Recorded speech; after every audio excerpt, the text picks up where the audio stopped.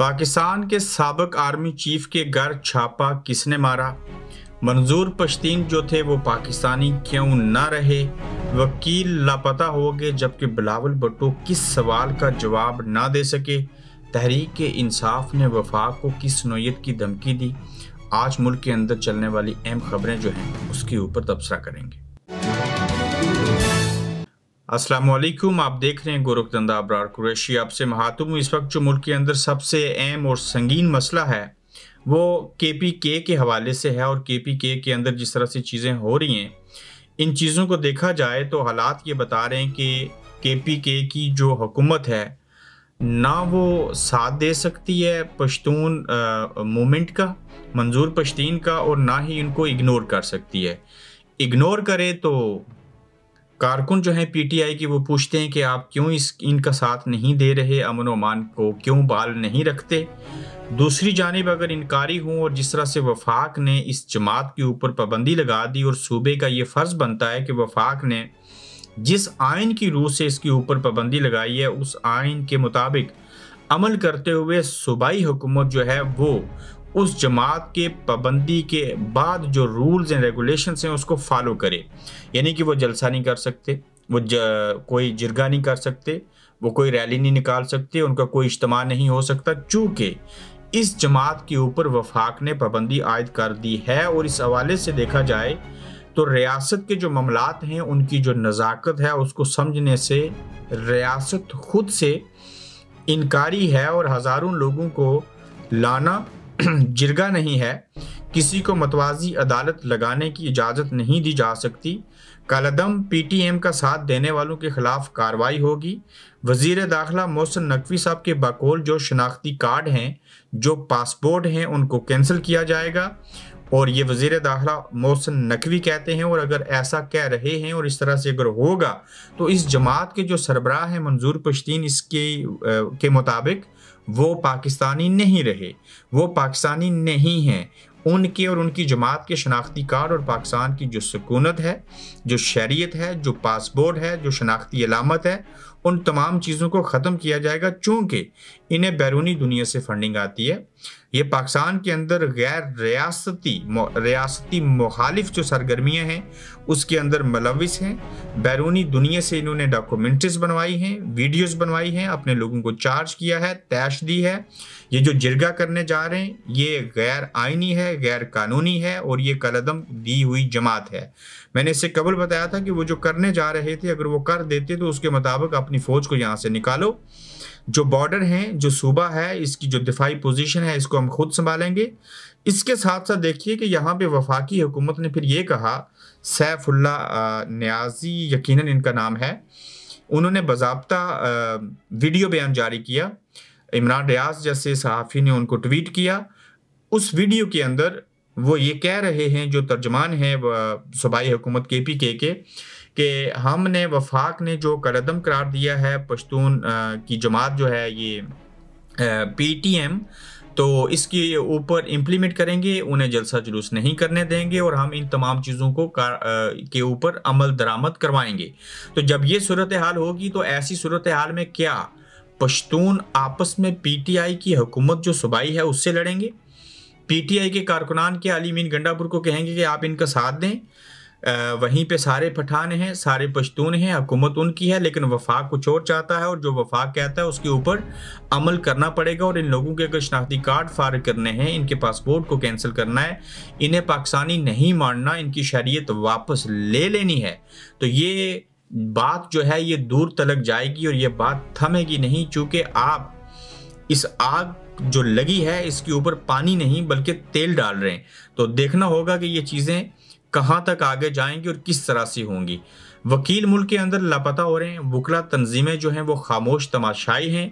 वकील अगर अपने वकला बाकी बइयों का तहफ़्फ़ुज़ नहीं कर सकते, हाँ अगर वो ये समझते हैं कि जो वकील अगवा हुआ है जिसका नाम इंतज़ार हुसैन पंचोता है, तो कल नून लीग का भी होगा तो वकील खामोश रहेंगे, पीपल्स पार्टी का होगा तो PTI वाले वकील खामोश रहेंगे। तो ये एक तफरीक है वाज़ह तौर के ऊपर, और उस वक्त ये तफरीक सामने आई और वकला ने खामोशी इख्तियार कर ली जब इंतज़ार हुसैन पंचोता को कल शाम 4 बजे से वो लापता हुए और इंतज़ार हुसैन पंचोता जो पीटीआई के लीगल टीम के मेंबर हैं वो मिसिंग हैं। और बार कौंसिल को मुबारकबाद देनी चाहिए कि उनकी 2 टके की इज्जत बाकी नहीं छोड़ी गई। वकीलों की कभी भी ऐसा नहीं सोचा था इन्होंने कि वकीलों के साथ भी ऐसा सलूक होगा। आज एक के अगवा होने के ऊपर, लापता होने के ऊपर आप खामोश हैं, कल बाकी भी अगवा हो जाएंगे तो यकीनन आप खामोश रहेंगे। तो इस तरह से देखा जाए तो मुल्क के अंदर खामोशी है और उस वक्त बोला जाता है जब अपने मफाद की बात आएगी। यहाँ पे इज्तिमाई तौर के ऊपर मफादात और बाकी चीज़ों को नहीं देखा जाता। तहरीक इंसाफ ने फिर वफाक को धमकी दी है और ये सूबाई तर्ज से वफाक को धमकी आई और ये है कि अगर कल केपीके असेंबली और काबीना खैबर पख्तूनख्वा में वफाकी इदारे बंद कर दे तो फिर क्या होगा। यानी कि केपीके की असेंबली है वो वफाकी इदारे जो केपीके के अंदर हैं उनको बंद कर दें तो क्या होगा। एमएनएस के हवाले से इमरान खान की पॉलिसी थी कि वो एहतजाज में शामिल ना हों, यानी कि सिर्फ एमपीएस जो हैं वो एहतजाज को लीड करेंगे और एहतजाज के अंदर सिर्फ एमपीएस ने आना था और जो एमएनएस थे वो इसलिए हदायत थी कि उसके अंदर ना आए चूँकि उनको पकड़ा जाएगा। पकड़े गए तो फिर आइनी तरमीम जो होनी है उसके अंदर वोट दिलवाने के लिए जो प्रेशर है वो डाला जाएगा और हो सकता है वो एग्री कर जाए तो उसके नतीजे में कहीं आईनी तरमीम पास ना हो जाए। ये बात जो कही वो शेख वकास ने कही और यहाँ पे जो अहम नुक्ता है वो ये कि अगर केपीके की असेंबली और काबीना खैबर पख्तूनख्वा में वफाकी इदारे बंद कर दे तो फिर क्या होगा। यानी कि वो जो पहले मैंने किस्सा आपको बयान किया उसके काउंटर में ये जो बात कही जा रही है अगर ये हो गई तो फिर वफाक और सूबा आपस में लड़ेंगे और ये लड़ाई एक नया रुख इख्तियार करेगी, असल इशू से तवज्जो हट जाएगी। फिर आईनी तरमीम करने के लिए भी सारी हदें पार की जाएंगी, किसी को गद्दार करार दिया जाएगा।